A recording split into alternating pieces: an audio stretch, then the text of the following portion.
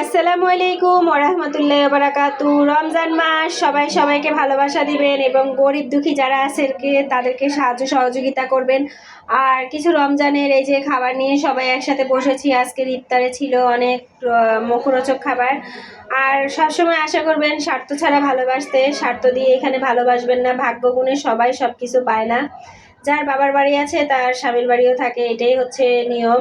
যার সব যার থাকে তার সবই থাকে, যার থাকে না তার কিছুই থাকে না, প্রকৃতির নিয়ম এটা। হয়তো বিধাতা তার জন্য আরো ভালো কিছু রেখেছেন, তাই সবাই সবাইকে ভালোবাসা দিবেন। স্বার্থ দিয়ে কোথাও ভালোবাসতে যাবেন না, কারণ স্বার্থ দিয়ে যারা ভালোবাসে তারা কখনো চিরদিন পাশে থাকে না। তারা হচ্ছে ওই যে বলে না, মৌমাছি মধুর মতো, মধুর জন্য যেমন মৌমাছি ভন ভন করে, সেরকম স্বার্থ দিয়ে কিছু মানুষ পাশে থাকে।